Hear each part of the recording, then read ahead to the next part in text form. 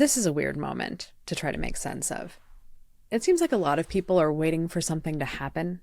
People talk of crossing the Rubicon or breaking the Maginot Line. They want to draw analogies to Germany in the 1930s. Some think it's 1939, and those of us who prefer democracy are Poland, I guess. Others think it's 1932 or 33, and Hitler has only just come to power. But the thing is, analogies are, right at this moment, just kind of getting in our way. For instance, how should the illegal impoundment of congressionally appropriated funds by a group of special employees who have been appointed to a non-department department by a civilian who is not that department's director, apparently, be described? Elon Musk, one of the world's richest men, gave a press conference from the Oval Office while the president just sat there. The press asked him questions about his project and his truthfulness, and despite how deeply weird the moment was with his kid on his shoulders, it quickly became a joke rather than a reason to take swift action. During that appearance, Musk said something that should have been remarked upon more. He said the federal government is run by a bureaucracy, which he described as, quote, an unelected fourth unconstitutional branch of government, which has in a lot of ways currently more power than any elected representative, end quote. A very earnest journalism professor made a whole podcast episode about this statement, but she chose to focus on defining the term bureaucracy. And granted that the government is one, but defending it as impartial and subject to the control of political actors. Was it wrong of her to defend bureaucracy? Not exactly. It just wasn't really the point he was making. The slur here really isn't the word bureaucracy. The slur is unconstitutional. The bureaucracy, you see, isn't unconstitutional. Article 1, Section 8 of the Constitution lays out many responsibilities of the Congress. All of them are bureaucratic in nature. They require setting up offices, infrastructure, rules. Their powers show up also in Article 2, Section 2. That's the one about the president, but it gives them the power to establish roles and departments that the president may then fill, sometimes with their consent, sometimes without it. All of that is the bureaucracy. All of the agencies Musk is slashing were created by law within the bounds of the Constitution. They are not unconstitutional. It was also incredibly rich to describe the bureaucracy as unelected, a fourth unconstitutional branch with more power than any elected representative, because that describes Musk himself perfectly. In fact, and I only learned this today, his so-called department is protected by the Presidential Records Act, according to an executive order, which means the records of Doge cannot be reviewed under any traditional understanding of oversight until 2034. It's a hard moment to deal with. I get that. It's overwhelming. I feel that way too. But it seems to be very hard for many in the mainstream press and the Democratic Party leadership to look at things and see them clearly. Minority Leader Jeffries speaks of not swinging at every pitch, but it's unclear which pitch he thinks he should swing at. As I record this, a ruling from Judge Tanya Chutkan says she's not ready yet to enjoin Musk's little cabal from stripping the federal government for parts because there's not enough evidence yet. It's hard to say when that line will be crossed, but for now, we are, in terms of the courts at least, simply supposed to wait. We're all staring at the in case of emergency break glass sign, and we're not sure if it's an emergency yet. This, maybe more than anything else, is the downfall of democratic societies, not believing that the emergency is already here. In times like this, it's critical we speak plainly, without the encumbrances of metaphor and analogy. It's essential we describe things with specificity, to be exact, and not to abbreviate or generalize. This clarity of language will reflect clear thinking and will allow us to prioritize better, organize better, exercise collective power better. So when I want to talk plainly about how things really are, there's nobody more reliably clear, precise, exact, thoughtful than Mike Podhorzer, who, with this episode, is now a regular guest. He recently wrote for his newsletter, Weekend Reading, something that I think is part of this mission of speaking clearly and plainly about what we mean when we talk about democracy. He wrote in his piece, The Oligarchs Understand Power, Do We? Voting, though essential, is like going to a restaurant and choosing between entrees on the menu. True collective power means having a say in what goes on the menu in the first place. Some might say that setting the menu is the restaurant owner's job. Exactly. We, not corporations and billionaires, are supposed to be the owners of our democracy.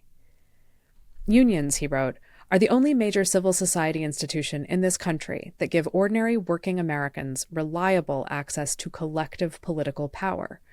Corporations and billionaires, on the other hand, have boundless options to exercise outsized collective power over our elections, legislation, and judicial appointments, especially after Citizens United. It's been 40 some odd years, maybe longer, of dismantling labor unions in this country. But I wanted to talk to him about collective power, something I believe we're going to need to get through this moment, and something we will need when this moment is behind us. It's a certainty that just as there was no 1,000-year Reich, the current administration will come to some sort of end.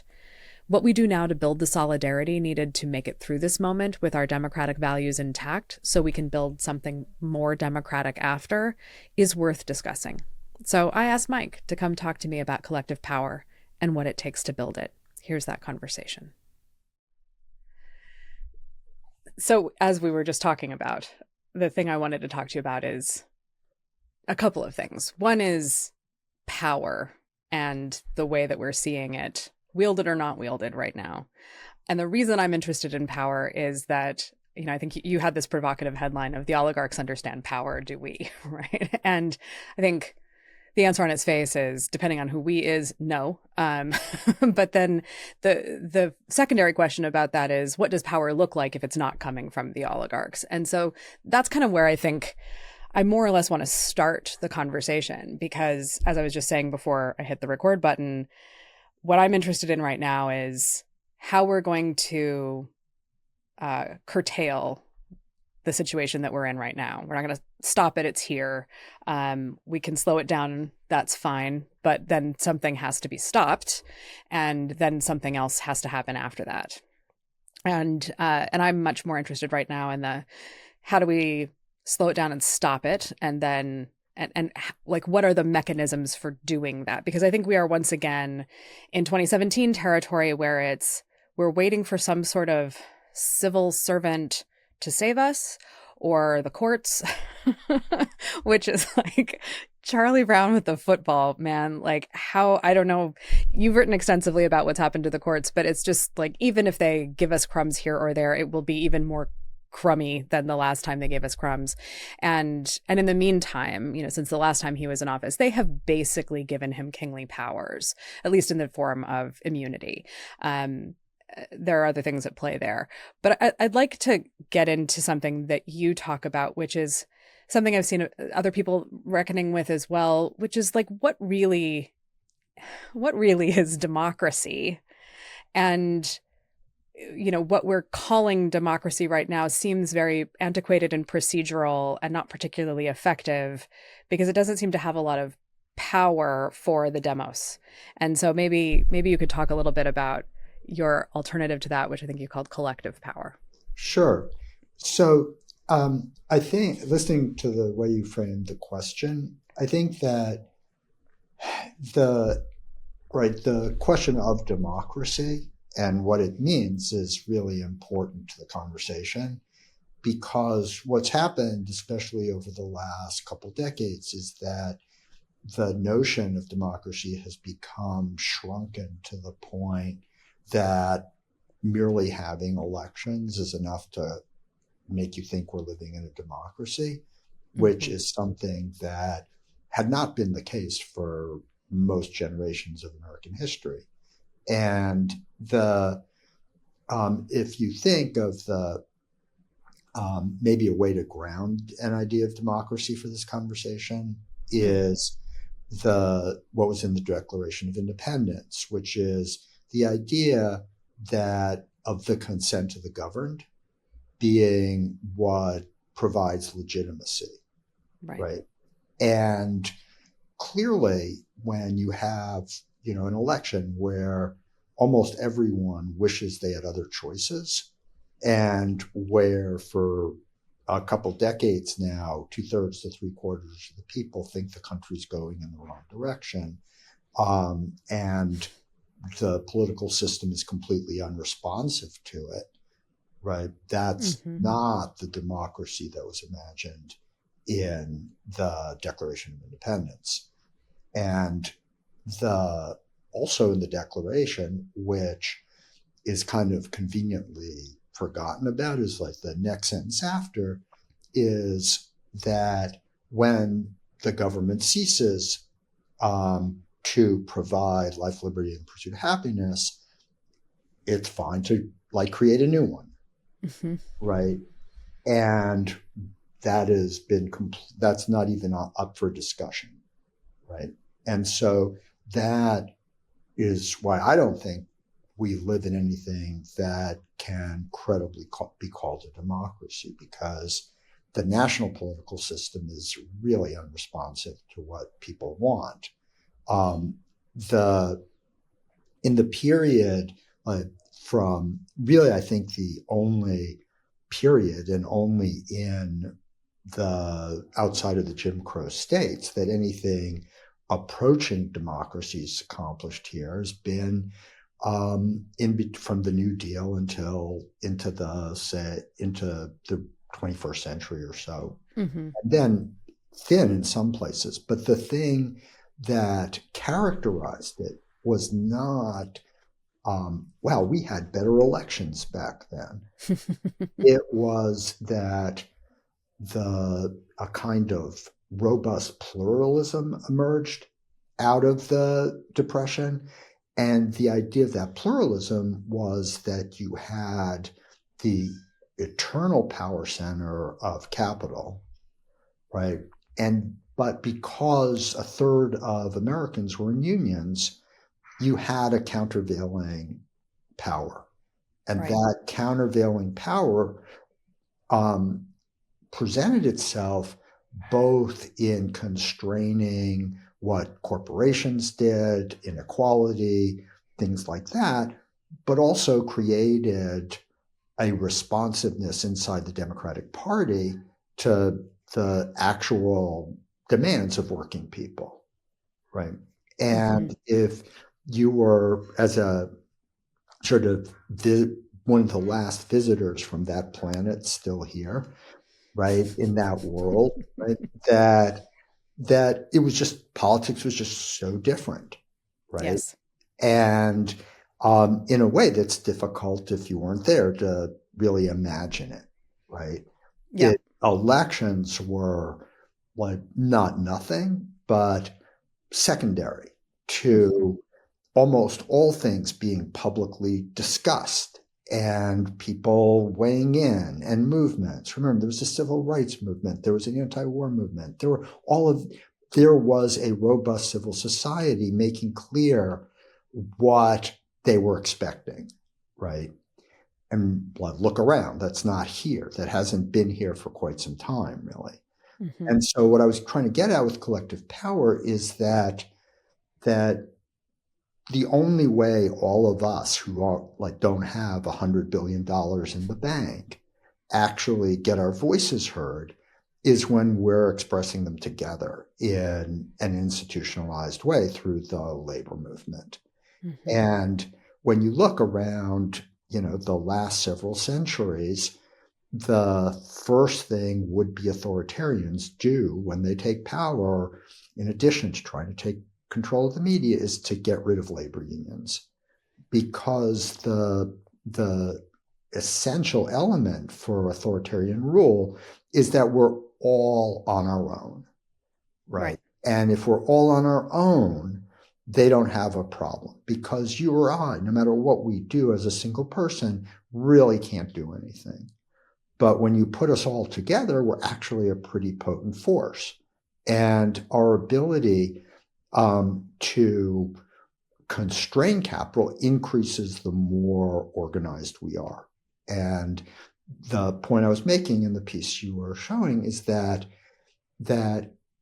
in the midst of all these horrible things that are going on, it's really important, even if you're not in a union, to pay attention to that fight, because if we lose unions, we're in this for a very long time, right? And if you think of where the totalitarianism was undermined, like in Poland, it Mm-hmm. was the reemergence of unions, right? Yes. That is what authoritarians fear most, and that's what the Musks fear most. And That's what collective power is. And I think it's important to differentiate between collective power in unions and sort of ad hoc, we'll all get together and work on an issue. Because while that has had really important impacts in a kind of, episodic way, they don't last, right? Because there are people if you think about, say, George Floyd, right? For a minute, millions of people cared. Yep. But because there was no institutional expression of it, really nothing's changed. Right? And the system can absorb those periodic disruptions. But the point of labor unions is that they can become a sort of eternal power center. And that's what we need. So there's a couple of things I want to kind of put finer points on here, because I think there's interesting things that happen in the discourse around both the idea of the government by consent, and also the idea of unions and what they are and how much power they have. The first one is kind of the one I want to start with, because I feel like it is this, as an aside, I find that we are like living in this weird moment where pundits and journalists seem like they need to like hand it to them, right? Like they need to like grant that, well, like Ezra Klein, like yes, government is too big and it is too hard to fire government employees. And I'm like, I don't know why you particularly, Ezra, have such a bug about how hard it is to fire government employees, but you seem to. And yet I also don't know like why we need to do that. Why is that the first station of the cross? Like, first we acknowledge that government is too big and bloated, which, like, in fact, the government has not grown despite rapid growth of the country. And so it is probably per capita smaller than it's ever been, even setting aside all the last 3 weeks of layoffs. Like, we can have an argument about whether government really is too big or too small. I'm not really on the side that it was always too big. But in any event, that granting them something, I mean, it's just high school rhetoric, right? Like, first you have to grant that they have a point in order to be taken as credible. And it's like, but they don't have a point anyway. I'll get off that high horse from them. They actually don't have a point. You do not have to hand it to them. But the other thing that they want to do is say, look, he's not an illegitimate president. People voted for him. And now in the last week, that's taken a turn into like, well, they may have voted for him, but they didn't vote for Musk and they didn't vote for all this. And that's supposed to be seen as something. But I think the point you're making, where nobody likes their choices, turnout is wobbly, less than half of the voters who did vote picked the winning candidate. Is this consent? Right. Becomes a very live question. And I would just like to put a fine point on it and then package it up and send it to Jon Stewart, who seems to think that, like, we got here because people wanted it. Right. It's for anybody who's listening who has kids, as a parent, if you've had to deal with them like not wanting to go to bed, right? And at some point you have this brilliant insight, or someone tells you that you say to them, okay, you can decide, do you want to go to bed at 8 o'clock or 9 o'clock? And like kind of tricks them, right? And they think they now are in control of their bedtime, right? Well, that's American democracy right now, is right. And so if you're sort of satisfied with being able to decide whether to go to bed at 7 o'clock or 8 o'clock as, your consent on your bedtime, then yeah, like he has the consent of the governed, right? But that's not what's going on, right? And I think even in a deeper sense, and this is why, and I want to be clear that this is not at all drifting into denialism, like the votes happened, they were counted and such. And I think it's likely that if anyone other than Trump had been the Republican nominee, they would have won a much bigger victory than they did. I think that it was only given how much dissatisfaction there was with Biden and then the Democrats and just the way in which incumbent parties really took a hit this election year. The fact that he almost lost is really a tribute to how much people didn't want him to be president. Mm-hmm. But because of the Roberts Court really came out making it all up to shield him from accountability for crimes we all saw him do on TV, Mm-hmm. that was the only choice. And so there are a clear number of people who didn't want Trump to be president, but didn't want Harris to be more. Right. And to confuse that with affirmation is deeply problematic, right? Yeah. And is right. And again, in another piece I did, it's something like 19 million people who came out and voted in 2020 for Biden stayed home, Mm-hmm.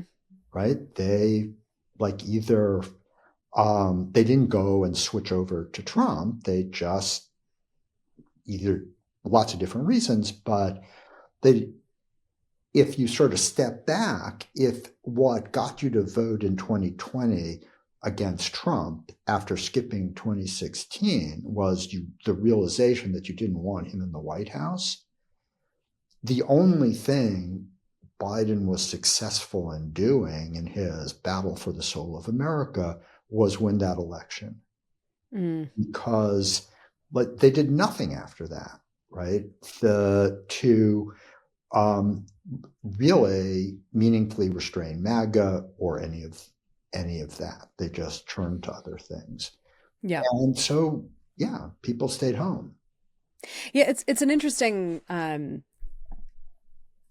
kind of, again, sort of strategic short-sightedness. I wrote something the other day about when the other side is doing an everything everywhere all at once strategy, you deciding to bide your time and pick your spots isn't a very good strategy, because by the time you've picked your perfect spot, the game's over, right? Right.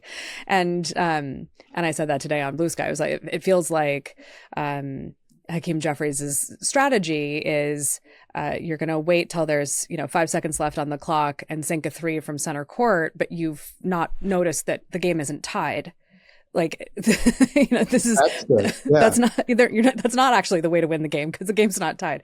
So this seems like part of what their strategy was too. Of like, well, we'll get on with the business of governing, and we'll invest in America, and we'll make people's lives materially better 2 or 3 years from now, and then, or rather, we'll sign bills that won't be actually dispersed for 2 or 3 years. Also, great strategy, guys. And that's, they'll like us when they're a little bit better off, when their bridges are new. And in the meantime, none of the defensive action of preventing authoritarian takeover, even though we had a very clear moment where it was obvious that is in fact a possibility in our political system. And my centrist and right of center friends were very down on any of the kind of voting rights work that was like an HR1, that first bill after Biden got elected. And I think the only thing I'm against on it is like, that's all that it did. It didn't do enough to like curtail presidential power. It did more to try to guarantee people's votes, but not enough to curtail the potential tyrant sitting in, Article 2. Yeah. Well, yeah, I think that's absolutely right. I think they just were unwilling to fight. And on your metaphor continuation for Jeffrey's strategy, I'm trying to remember who said this, but I thought it's good because he was talking about you got to wait for your pitch, right? Mm-hmm. And so the reply was, yeah, and you keep getting called out on strikes. Yep. That's sort of what's going on. Mm-hmm. But I think the thing you're onto though, with the during Biden, right, is that people have busy lives, Mm-hmm. People are not like just following everything. And so if you make a claim like Trump is an existential danger to America, right? You either behave like you believe it yourself, Mm-hmm.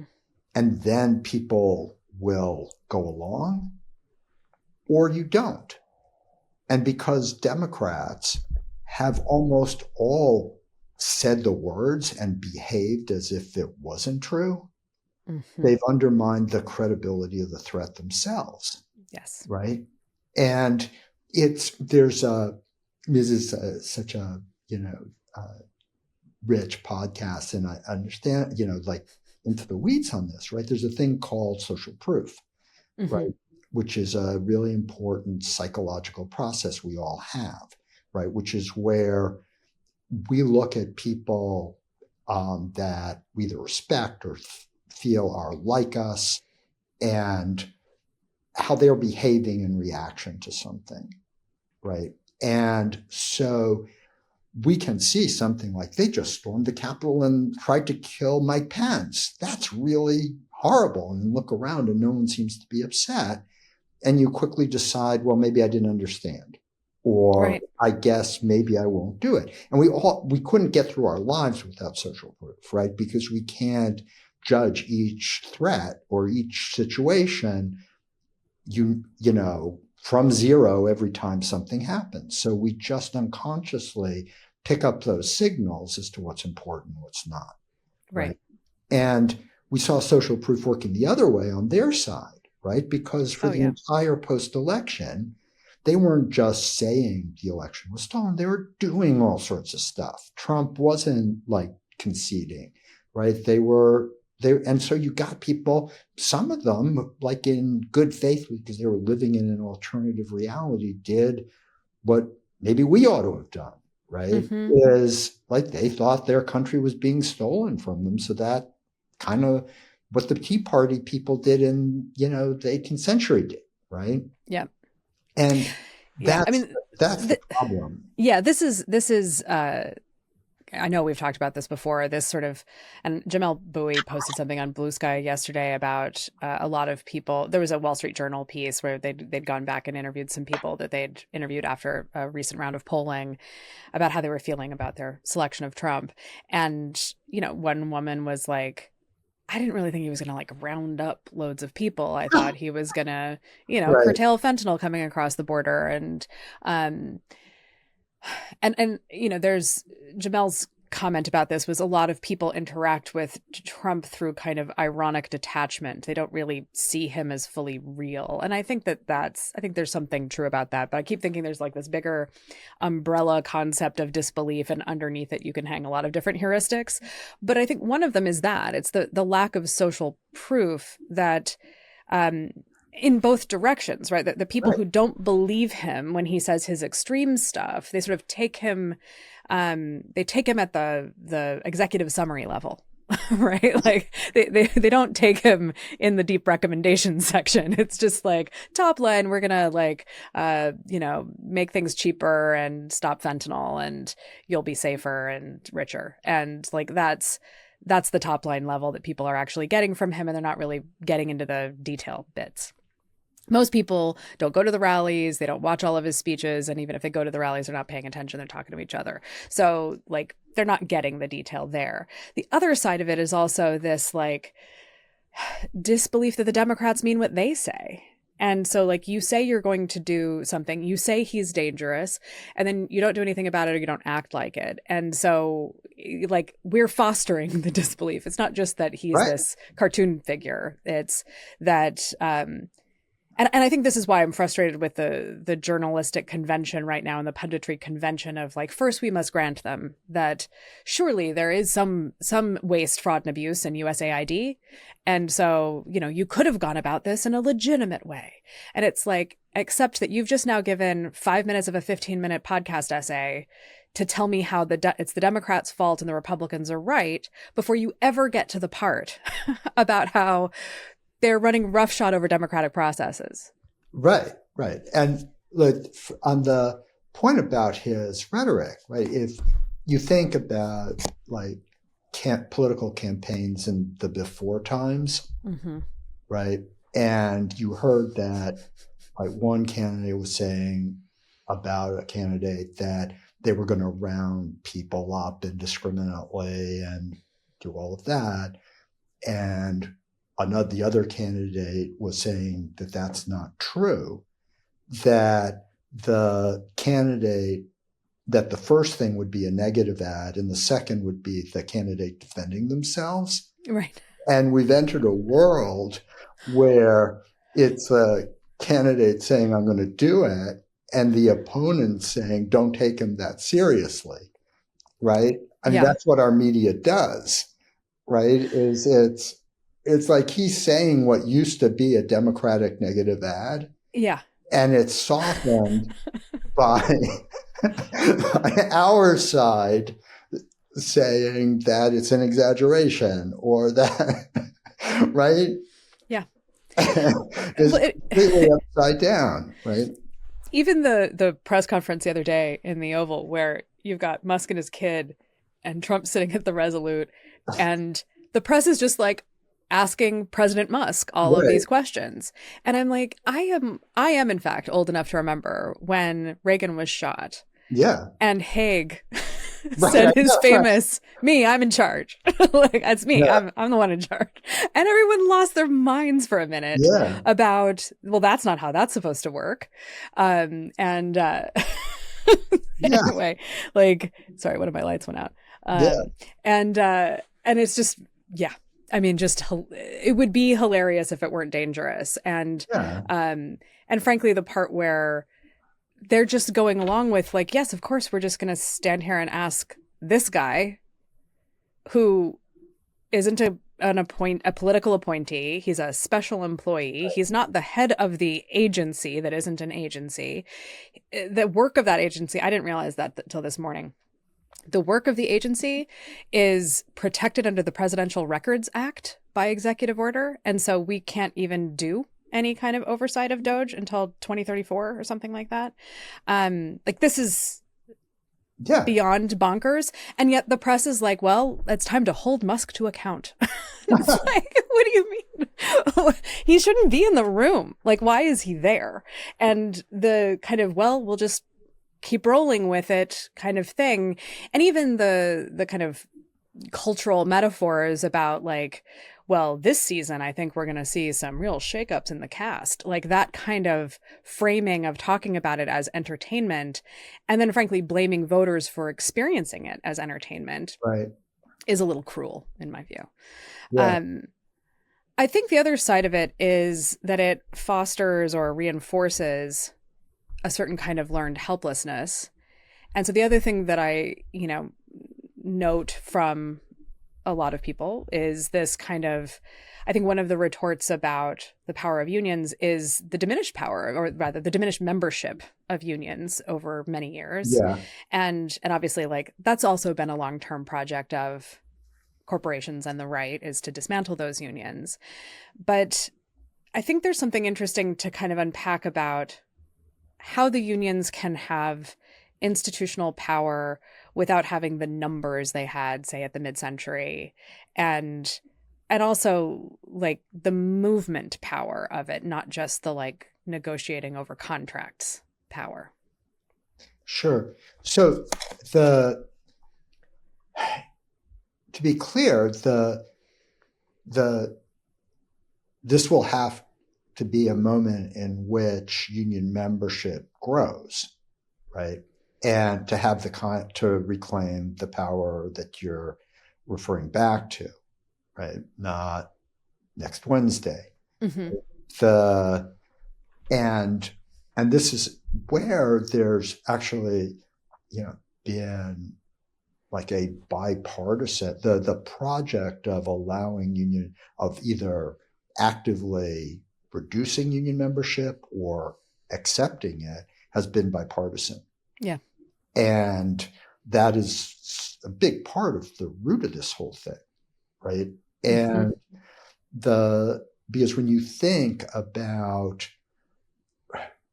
let me actually take a step back here because I think this history is important. So in the 1930s, when the unions as we know them legally became, when that was enacted, there was an almost immediate skyrocketing of union membership to the point that a third of the workforce was in a union. Mm-hmm. Because essentially, to be in a union, you just have to say, we're going to be in a union. And after that, the headwinds really came roaring at them. And for a couple of reasons. The first was that for that first idea, that the Wagner Act, the thing that allowed unions, the law that allowed unions to exist, had the support of all the Southern Democrats pretty much. Because at that point, their historic enemy had been Northern industrialists, and they saw unions as a pain in their side. It wasn't very long after that, though, that the CIO started trying to organize multiracial unions in the South. Uh-huh. That was not that welcome there, right? It was the most consequential threat to the Jim Crow racial order happening at that time. Mm-hmm. And in that moment, those Southern Democrats flipped to combine with Northern Republicans on everything having to do with unions. Right. And eventually, by 1947, passed a bill called the Taft-Hartley Act, which opened the door to basically exempt the Southern states from the Wagner Act. Mm-hmm. It's not quite that big, but we're on a podcast. Go look right. And one of the kind of heuristics here is like one thing to have a union for factories, another thing to have a union for farm workers, and for factory workers versus farm workers. And this is also why you get some really egregious like minimum wage exemptions for farm work and getting paid by the bushel instead of getting paid by the hour. Yeah. Right. And so, but the Taft-Hartley Act, which was basically revised the Wagner Act, at that point, the unions most people are going to be familiar with, like the UAW or the steelworkers, whatever, had become such an integral part of those corporations, and those corporations had figured out how to grudgingly work together. Mm-hmm. They had lost interest in just abolishing unions because they understood like that would just destroy, like the unions in their corporation were too powerful. Huh. And so the basic idea at that point was unions this far and no further. Mm-hmm.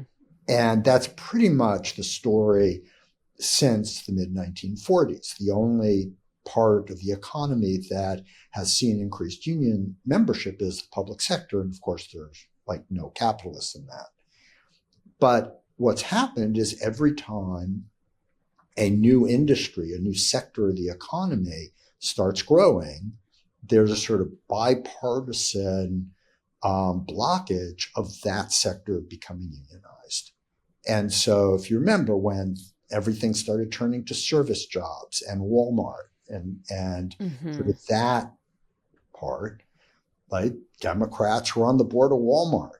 They were like trying to make sure that like service sector didn't get organized. And people should be really clear that in the 1930s, manufacturing jobs were just as, I don't know if I can, not good. You can swear.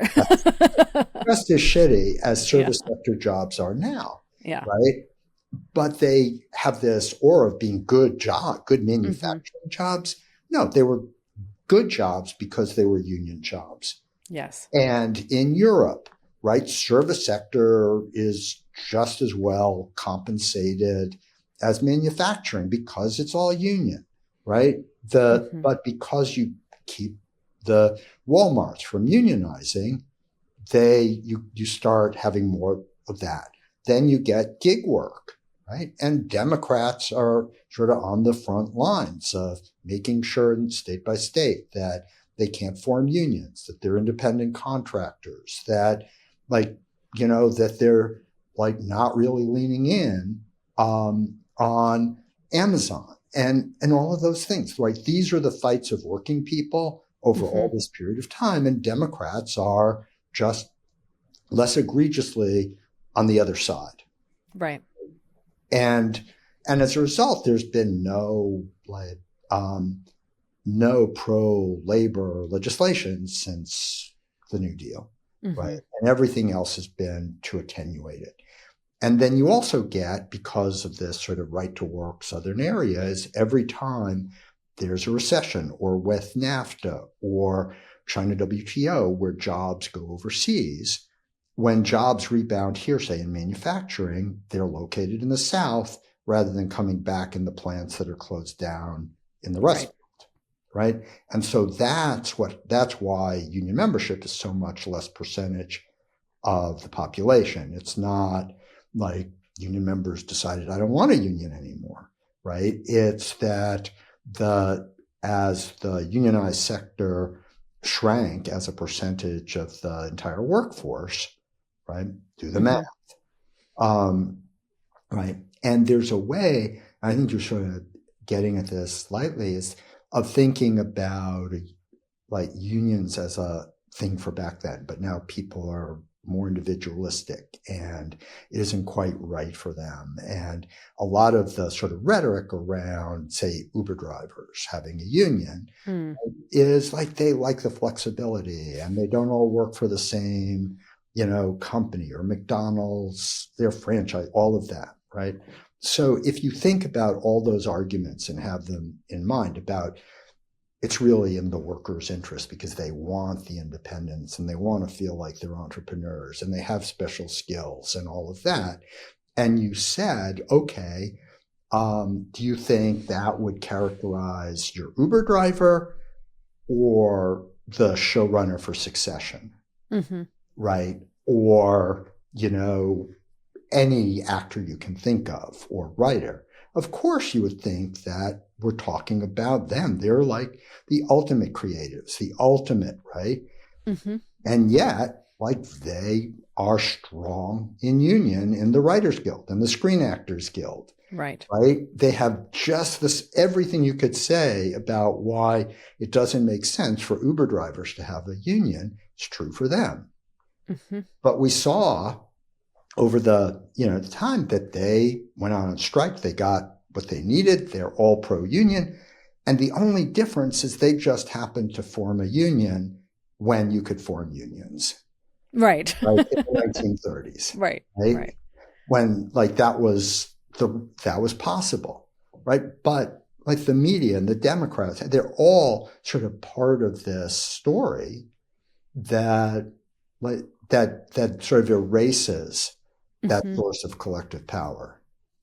Well, and I think the interesting thing about it is a kind of cultural impatience also, that you can't just snap your fingers and there's a union in, for your shop or for your sector.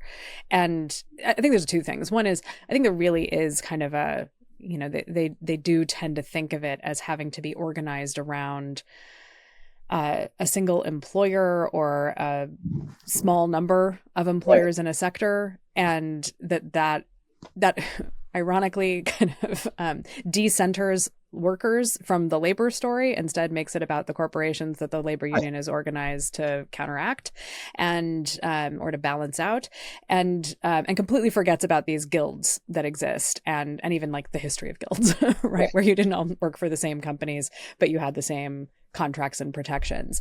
The other part of it is this, like, it takes time to organize a union in any given business.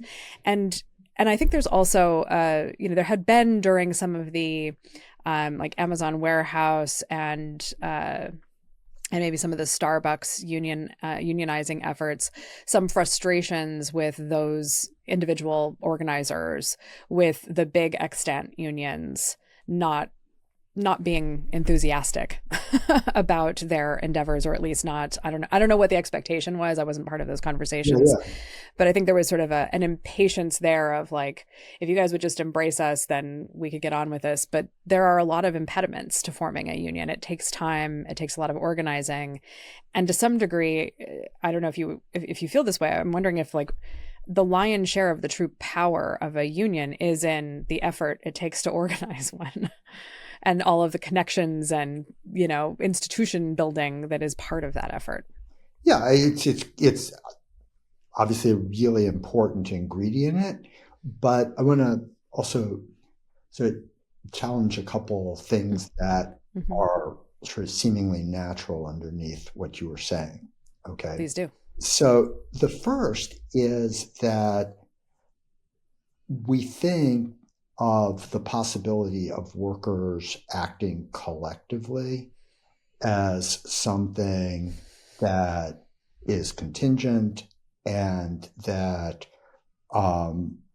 and that isn't natural. Right. That Right. isn't Yes. natural, Yeah. and that like why wouldn't there be friction? Why wouldn't you want an election where the company gets to say why there shouldn't be a union, right? Mm-hmm. But if you step back, right, and look at all of the ways in which the law allows money to act collectively, Mm-hmm. right? If you own stock, right, your money is being used collectively. Yep. Right? They're not asking you, if you own stock in Amazon, you're not getting asked what the next contract should be or what, right? Nothing, right? I mean, like Mm-hmm. our whole system is made to make collective action by money as frictionless as possible and to be the water we swim in, Mm-hmm. right? And to make collective action by workers as much friction as you can get away with, right? And to seem unnatural, right? In a world that was symmetrical, if there were such a thing as union elections, it would be over which union should represent you. It shouldn't Mm-hmm. be whether you can have a union, Right. in which the other side of the other side in that vote, if you're like using, this is where the word election gets really undermining, right? Because in this election, only one side has a voter file. In this election, only one side can force all the voters into coming to rallies, right? And only one side can threaten that if they lose the election, you're going to lose your job, Right. and so on, right? There's sort of no election for working people of whether these are the right managers. Mm-hmm. By saying it, like shows the absurdity, right? Right. So your point about why it takes so long Mm-hmm. is because they don't want unions, Right. but preserve the possibility that there could be, so that when there aren't, it's like not the system's fault. Right. People just didn't want to. Yes. Right. And right. But like there wouldn't be the lag time you're talking at Amazon. If today you just had a binding vote at Amazon about whether you want a union, and it was secret ballot, there'd be a union the next day. Right. We know that. And that's why they fight thing called card check, which just allows you to like get to that point by just getting a majority of people who work somewhere to sign cards if they want a union, right? Yeah. So that's the thing. And to bring it back to the coming moment when the challenge to unions by Musk and the others are going to be so much, and why it's important for people who are not unions to understand what they actually have at stake, right? Is that over these last couple of years, right, unions have been, almost everyone, right, wanted the UAW to win their strike, or were on the side of, fill in the blank, right? But not to the point that they did anything else or understood that there was any connection to whether the strike succeeded and their lives. That's what has to change. if we're going to get Yeah. through these years and come out in a better place. So this is, I think, one of the parts that worries me about the party that ought to be the opposition to this authoritarian takeover. And one is that I don't. So, I'll back up here and say one other thing, which is that, there is a notion of the capital strike. Right. And this is part of what the, semi-rebellion of the private sector during FDR's efforts was referred to as. There's, some question of whether that was what it was or wasn't. This is not endemic to the United States. The group that has corporations and capital likes to threaten that they're going to go all gulch if they don't get what they want. And in some respects, this current coup on a coup, I think, as you put it earlier, of like, you've got the Koch brothers corporate conservatism that has funded a 40+ year project to take over the courts, take over the Senate, take over the White House, now has all these other corporate interests hangers on, who are, I guess, just faster or something, like better at getting attention. And but what they all have in common is a capital strike mentality of rebellion against any system that might curtail them. And then simultaneously, we've got, people running for chair of the DNC who are like, no, some billionaires are our friends, right? And you've got Ro Khanna, who up until 5 minutes ago was like, I think Elon Musk is generally a good guy. And, Right. like you've got this kind of, I don't know what else to call it, but a kind of appeasement mentality, and not a particularly strong pro people power kind of perspective on things. And so one of the things I am curious about is, how do we push through them? Because they don't have it. Like whatever it's going to take to get through this moment and start building what comes after, the current leadership of the Democratic Party, I'm sorry to say, does not have that set of skills. And so there are questions about, if you're not in a union, how do you support unions? If you're trying to figure out how to do more collective organizing that is institution building, that is rebuilding a civil society that kind of eroded over the internet, then what ought we be doing to get through this moment, to get to the other side? Yeah, I'm going to solve all our. You got 10 minutes. Go. I'm going to do a list between curing cancer and world peace. Right. Yeah.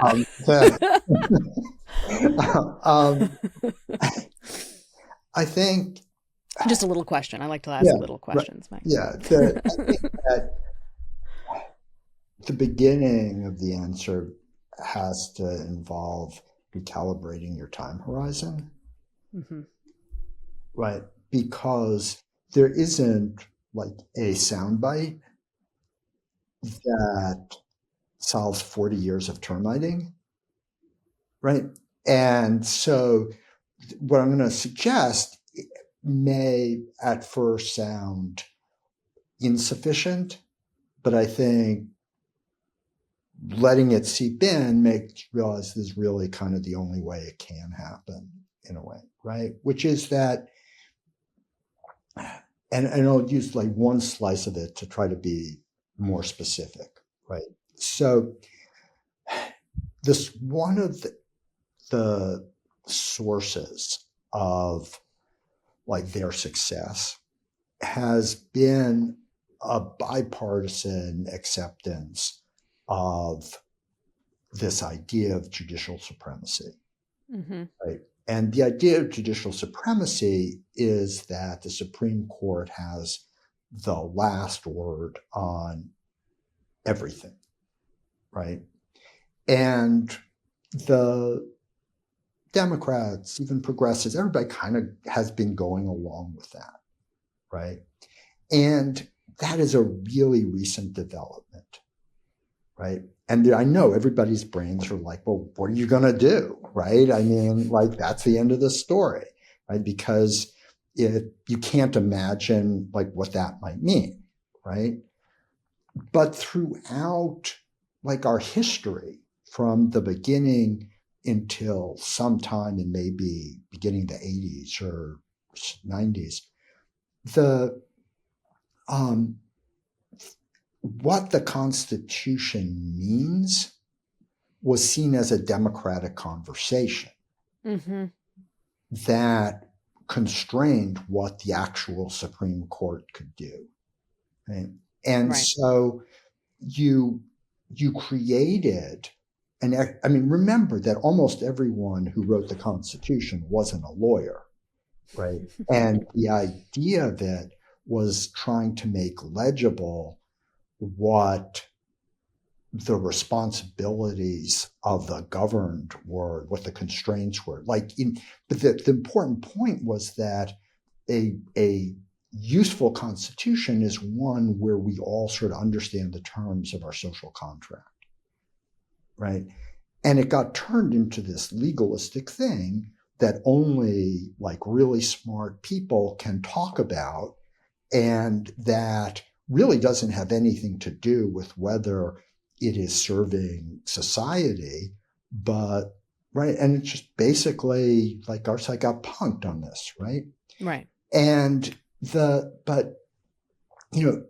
when Lincoln was inaugurated in 1861 after Dred Scott, and that, which was a lively conversation, he said clearly what we've lost, which is that when the most important things to a society are irrevocably decided by a Supreme Court, we are no longer governing ourselves. Right? And that is the world we're in. Right.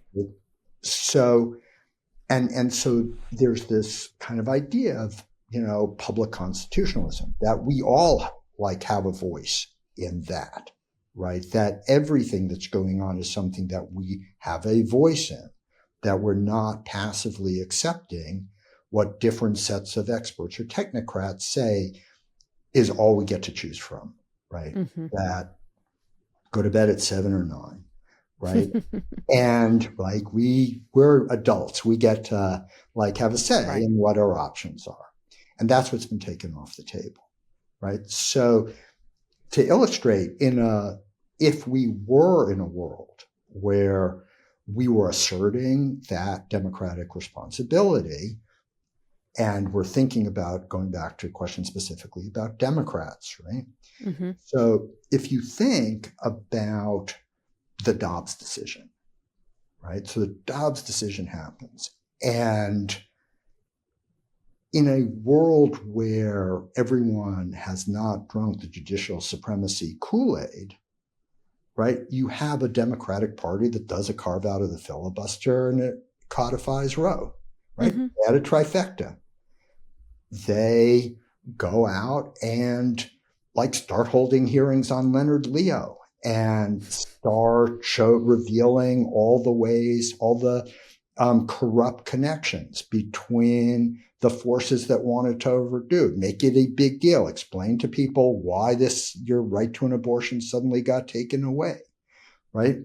And on, right? There's a lot you could do, right? But instead, our whole sort of governing class says, oh, well, the Supreme Court said that. I guess that's what we got to live with now.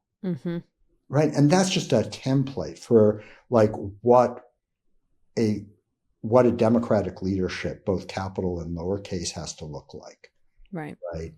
And I think it helps explain, because I've had lots of people want to understand more about why would someone, in Arizona go vote to protect abortion rights in Arizona and then also vote for Trump. And it's well, because they have accepted the public narrative, which is now it is up to the states. And so they will act within their state to protect a thing that they want. And then simultaneously, no one has convinced them that Trump is a threat. He's just a change maker. And so you can have both. You can, in that cosmology, both things are possible. And that is a failure of leadership. It just absolutely is. Right.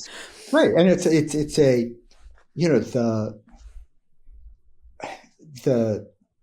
as I would have to imagine anyone listening to this podcast is familiar with, there's no shortage of people opining continuously over what's wrong with the democratic message, and sort of autopsying the election in terms of what were Harris's ads like, and like when will the Democrats be like introspecting and all of that. Well, the one thing that no one asked the Democratic Party to ever introspect about is how successfully they governed.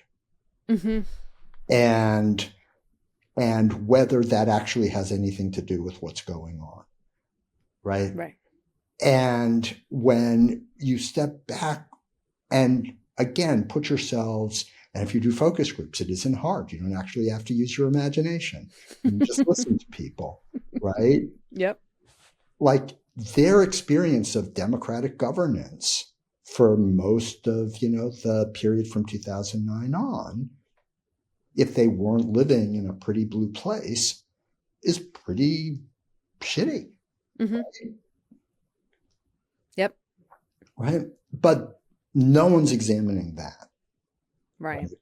It's just, how could we market ourselves better? Right. Well, and I think this is why I think the shifting focus from the people who currently hold the institutional power of the Democratic Party back into civil society, specifically unions who have a history of actually organizing people to do a thing, as opposed to fundraising drives exclusively, that seems like the thing to be focusing on.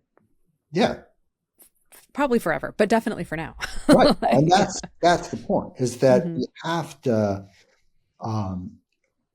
build our collective strength before any of the things that you're talking about actually could happen. Mm-hmm. Right.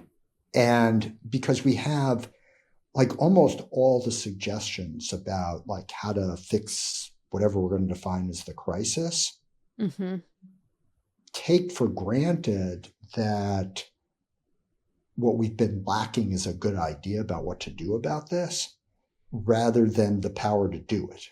Right. Right. And that's sort of the essential problem, right? Is people like thinking that we definitely need lots of technical solutions, but the reason we have the problem is we don't have power. Yeah. I mean, this is part of what I have been thinking about with respect to, there's obviously a fair amount of doom and gloom and comparisons to whichever part of the 1930s in Germany is your favorite couple of years. Right. But one of the things that I do, again, it's backhanded optimism, but the kind of solace I take is there was not 1,000-year Reich. Right? It didn't get 1,000 years. It took the death of some tens of millions of people. Yeah, it only took that. But it is also interesting to think about what was built in its stead, right? And that in most of Europe, what was built in its stead was a democratic socialism. A low-key socialism that had worker protections, and multi-party systems of democracy where you do have some choices and where you don't have, the one thing I think I really agree with Ezra Klein about is that we are now living in a system where it's not competition between the branches, it's competition between the parties. And that seems to be a blood sport now. And, a post this moment democracy probably can't continue to have this system of a system that just privileges two parties above all else, that privileges capture of branches, that makes a court way too powerful. I mean, we have made them priestly kings, and it is kind of insane that has happened in my lifetime. For 1 second, because, like, it's the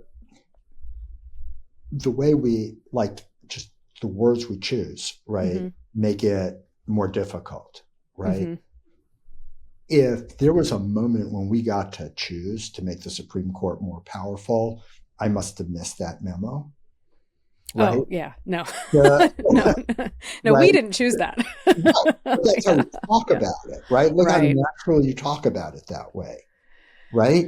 Yeah. Right? Yeah, that's a good point. If our language was more accurate, that the Koch project created a Republican Senate caucus led by McConnell, who was committed to packing the courts, and to a Federalist Society, which created a pipeline of jurists who were actually for their program to be placed there. That's what you're talking about. Not when, Yeah, not the collective we. Right. Yes. That's a good point. But it's an undermining way of talking to each other. Right. I mean, you have to speak truth to each other before you can speak truth to power. Right. You can't, your brain can't, really figure out how to get out of the problem if the words you're using are still giving you agency like that inside the problem. Right. Not, and I know it may seem like I'm being picky, but no, I think this is really important because I think this is also sort of the language of, and I hate the word, but I'll use it anyway, the elites, right? So it is the language of the mainstream press. It is the language of elected officials. It is the language of a lot of people who are kind of professionalized in what stands for civil society at the moment, is that we all picked this and we all permitted this to occur. I think a lot of people don't even really understand that Mitch McConnell's lifelong project was two things. He wanted to be on the winning team. That's just sort of a personality trait. And the other was unlimited money in politics. That was his one issue. He cared about that one thing, and that's why he was such a perfect standard bearer for the Koch brothers, because they wanted that too. With that, they could buy whatever they wanted. And so, it is a good admonition to say, most of us didn't have a say in any of this. We got sort of taken along for the ride, but that is we weren't driving. Right, and that's really important to understand. Right, and even as long as we're on this language riff. Right. It's really important to always, and you can use the adjective you want, but just stop saying the Supreme Court did X.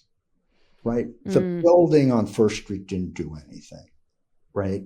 Right. The Roberts Court or the FedSoc Court or whatever you want to do that says this was not an institutionally legitimate decision, right? It was a group of hijackers. Yes.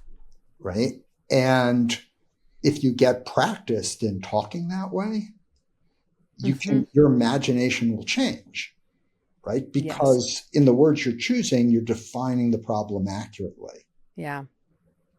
This I think is actually more, it may to the audience sound pedantic, but it is anything but. Right. This particular makeup of the court, the Roberts Court, is, it has one of the lowest public approval ratings the court has ever had in its entire history. There is a reason for that. People are not unaware of the Merrick Garland incident. They're not unaware of the Amy Coney Barrett move. And they're also not aware of the pay for play that is happening with at least two of the justices, but we know, of course, it's 6 of them.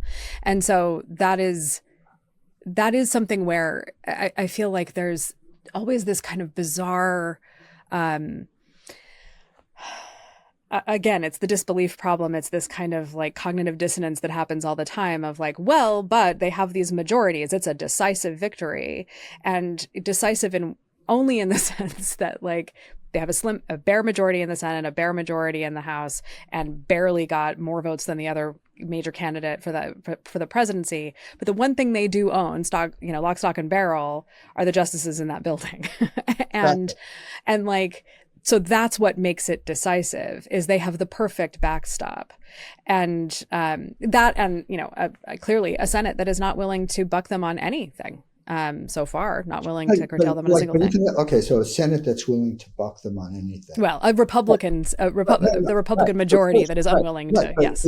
But on top I know, it's so funny. Just the laziness of the construction is funny. Right. But that, why would you think that the senators whose campaigns are funded by the same people who funded the FedSoc would buck what the other that their other team members on the court are doing.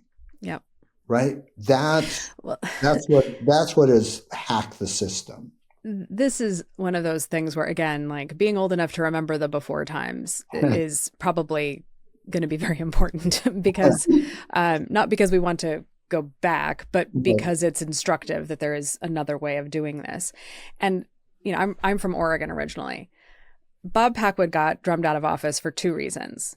One is he sexually harassed staffers. The other is he was too liberal for the Republican caucus. Like, they were not going to stand up for him on that.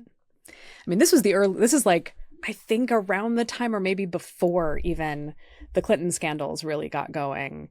And he got turfed because of that. And it was chiefly because his own party wouldn't back him. And that's because he was generally pro-choice. He was generally in favor of state subsidized daycare. Like, you know, he was one of those old school Republicans of the mid-century and not what we do now. That money piece of it and the amount of money that is sloshing around now and the totally unchecked amount of money, unchecked in multiple ways, like limitless. You can spend as much as you want. And also we have no idea where all of the money came from or where it all goes. And that seems to now be the project of certainly the techno billionaires who are involved in this White House, who are trying to replicate that system for government spending. So one of the things I wanted to check in with you about, because when we met up in DC, you said, you know, in this polarized and unpopular political moment, it's entirely likely that because you won, you're going to lose next time. And because you lost, you're going to win next time. Are you still feeling that way? Are you dooming about whether we're even going to have an election? Some people are still doing that particular parlor game. Yeah. So I'll come first. Actually, want to say one thing about what's distinctive about the Roberts Court, where you're talking about being unpopular just because I haven't done enough to bring people down. Okay. I think that you're taking too much solace in their approval ratings. Not really. I think they're unpopular, but I don't think it matters. Because what you're not noticing is that they have increased their popularity among Republicans. Right. Yes. And that if you think of them as the Supreme Court of Red America, they don't actually have a credibility problem. Right.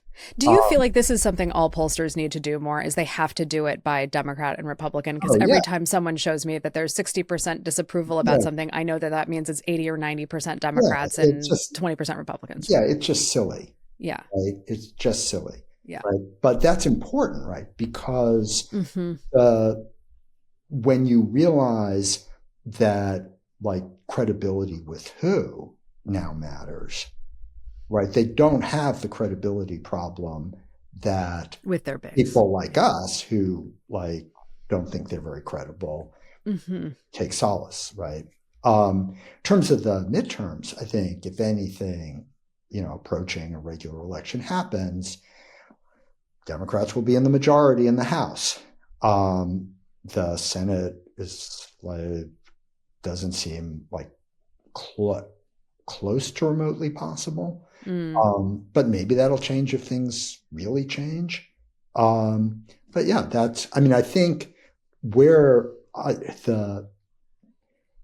when people say, if we have elections, right, I think that can be easily sound like too over the top or sort of like, oh, that's never right.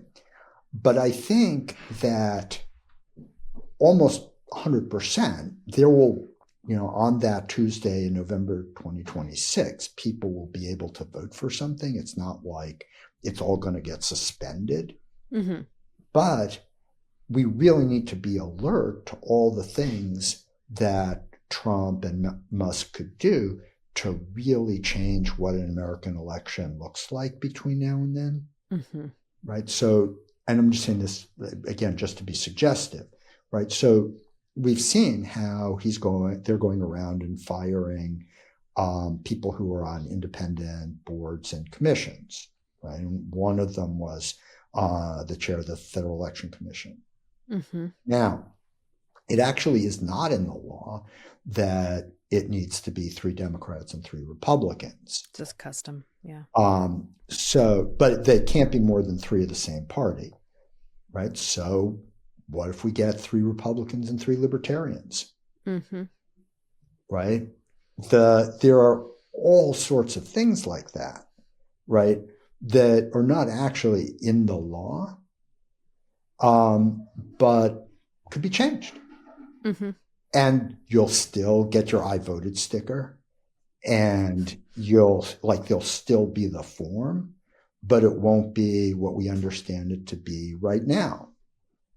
And it's not a sure thing that we'll even really internalize that, right? We just had an election, right, where literally every toss-up Senate and House race, the races that decided who controlled both bodies, each of them had more money coming from outside super PACs in the race than was spent by the candidates in the race. Mm-hmm. And from 1789 to 2009, that was illegal. Yep. And no one said a word, right? No one thought this is not a democratic election, right? Mm-hmm. Even though it would be unrecognizable to you in 2008. If you think of just all of the ways of the election of 2024, like violated so many things that we thought were immutable characteristics of our elections in 2008.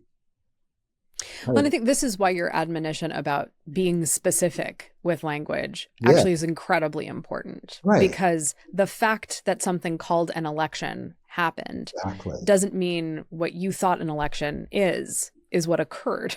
Right, exactly. Yes. That's the point. Yes. Right. Yes. Right. And that's sort of the grift, mm-hmm. right? Is sustaining the forms as you change their meaning. Right. Well, and I think this actually helps me because this pinpoints what I find so irritating about the need to say, of course, there's waste, fraud, and abuse in the government, and we need to root that out. Of course we do. But this isn't the way to do it. Like, by saying that, you grant that that is their goal. Right. But that's not their goal. It's not even really their stated goal. They don't like these people. They don't like these programs. Right. The simplest reason to understand why Elon Musk wants to cut the departments he wants to cut is they were investigating him for various things or had ever fined him. Like, that's the simplest. If you want to know why he doesn't like it, right. It's not waste, fraud, and abuse. It's they wanted to hold him to account in some way, and he won't have it. And I think this is the. Yeah, this actually is the most important thing. And I think it continues to be like, I was listening to something earlier from a journalism professor who I think means very well. She's trying to like debunk inaccuracies in reporting. And she takes Elon's statement from the Oval the other day about the government is a bureaucracy and it's bad and blah, blah, blah, blah, blah. And that it is unconstitutional and that no one voted for any of these people and so on and so forth. And the only part she addresses is like, what is a bureaucracy and is the federal government one? But like the great lie in his statement is that those things are unconstitutional, right. That they are illegal.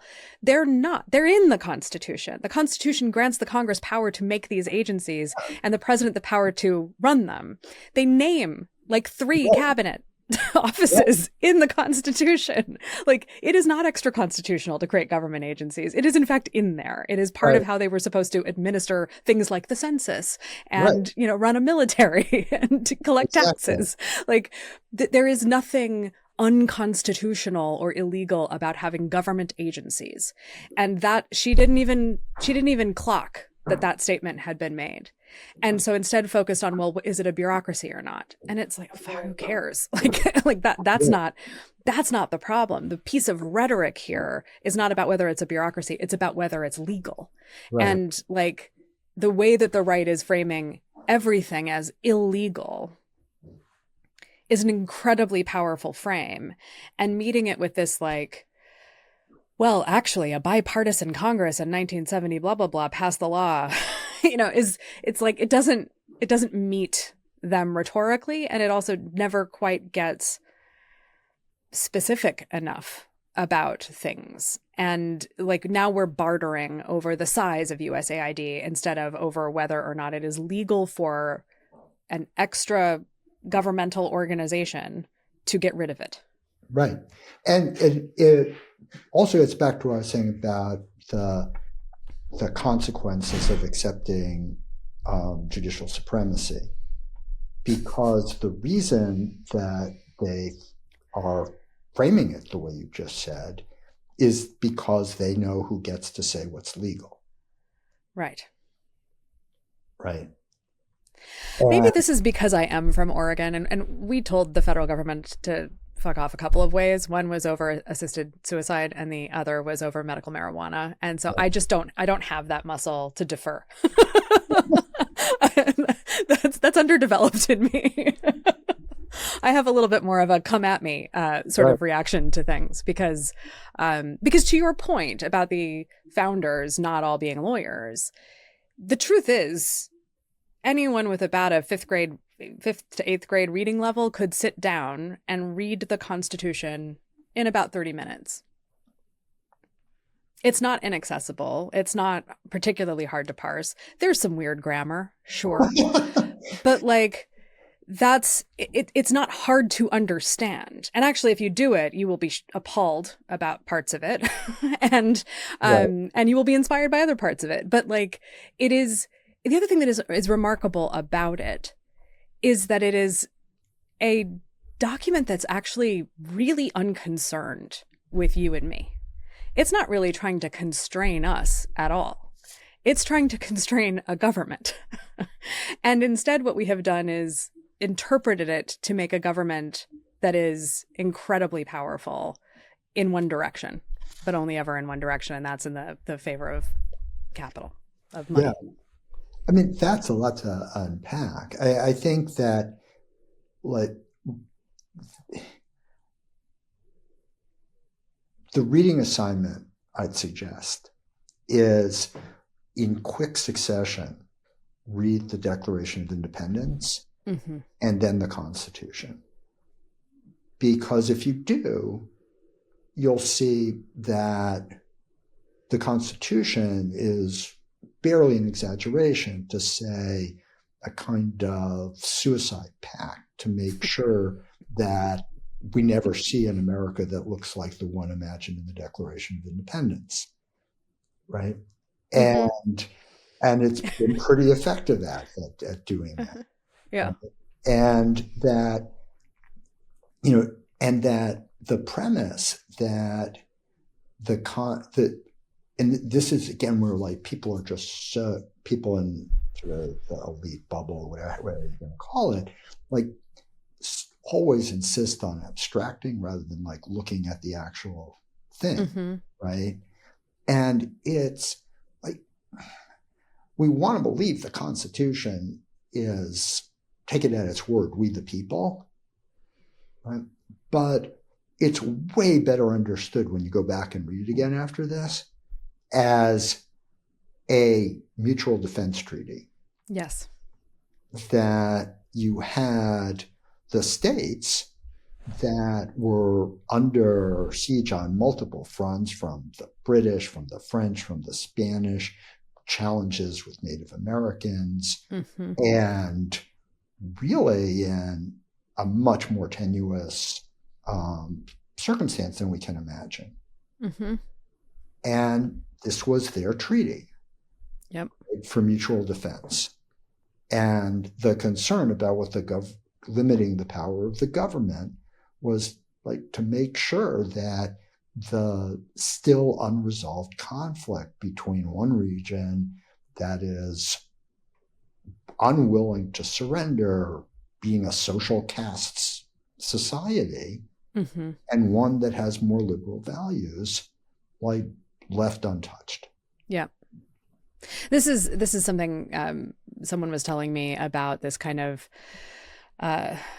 the concept of Brazilification and kind of, you've got favelas and skyscrapers. Right. And also this, frankly, kind of, the model of Russia, which is rich through extraction. And so you have like extractive industry and oligarchs, and that's the way that society is basically structured. Right.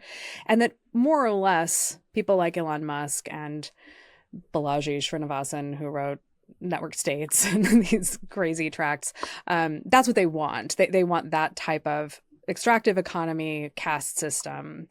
And, I think one of the things that's interesting about the American myth is that that's not what we have, except that it is what we have in half the country. And then in the other half of the country, we have something else. Right. And so like, the question in my mind is, and again, I've said this recently as well, but the kind of, the way that Hitler gets to call Article 48 as he, overthrows the Prussian government. And so now we have a crisis. Article 48, I'm a dictator. Our Constitution doesn't have an Article 48. There are other things that might act like an Article 48 that he could try to do. He could do some things that are obviously illegal. That will be interesting to see what happens next. But the other thing is like, why Prussia? Well, because Prussia was a pro-democracy stronghold. And so you take down that group and there's not enough other pro-democrats elsewhere in Germany to resist you quickly. Right. And my concern right now is there are enough pro-democratic forces in all 50 states, but they're not organized. They are not ready to mobilize. And so we have that mutual defense suicide pact, which is, you told that to me months ago, and I've never been able to forget it because it actually does really explain the Constitution. I mean, when you sit down and read it and realize how much of it is concerned with, sure, you can have this power to do this thing as long as I get to defend myself against, slave uprisings and the invasion of the Seminoles, then like, fine, you can have that power, but I get to have this. And also just like literally read a particular way, when you read it end to end, the Second Amendment is a sword of Damocles hanging over the entire government of like, at any time, we will just come kill you all and do what we want. And like that is, I think the right is marginally right to interpret that one that way, because it was there. I mean, I think the reason they got it through was, people wanted to be able to have guns and not have the government take it. But some of them wanted to be able to turn those guns on the government. But yeah, we're careening towards something that is a redux of the Civil War. And I think that's also part of why I find the Germany example to be slightly wanting. Yeah. I guess it starts as a civil war and then becomes a world war. But I think too many people think that they live in Poland and everybody, and the Musk lives in Germany, but we all live in Germany. Yeah. No, I think that there's a lot right in that. And I think the one other countervailing power in the street, certainly that's possible to activate in the medium term, which you try to bring on the table, is California, New York, Illinois are not trivial economic forces. No. And the blue states are, whatever, some way disproportionate share of GDP and economic dynamism and so on. And so the question is whether like that becomes an intermediate bulwark against some of this stuff. Yeah. Well, I mean, that is the other thing is the Germans had about 14 years of their Weimar Constitution, and we've had 200 some odd of ours, and we made our states pretty powerful, actually. Some of them, anyway, are particularly powerful. And to your point, economically powerful, by population powerful, and then politically quite powerful. So I don't know. I'm not optimistic, but there are things that slow the progress of authoritarians down. There's that. There are some speed bumps. Well, I know that we have gone over, as we always do, Mike. But this was a great conversation. I want everybody to read your piece, because I think getting your head out of this like democratic proxy of like, well, we perform the act of voting, and that is a democracy, is wholly insufficient to our moment. And getting your head around ways that you can participate in collective power is, I think, the thing to be doing right now if you actually want to get to the other side of this. Absolutely.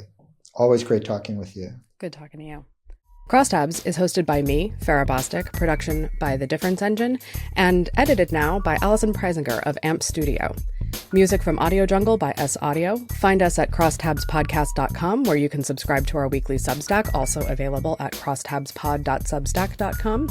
Tell your friends about the show, subscribe on your favorite podcast service, and give the show a rating or review. I would love to hear from you, and it will help other people find the show. Email me if you have any questions, ideas for episode topics, suggestions for future guests, or want to talk about ways we can work together at farrah@crosstabspodcast.com.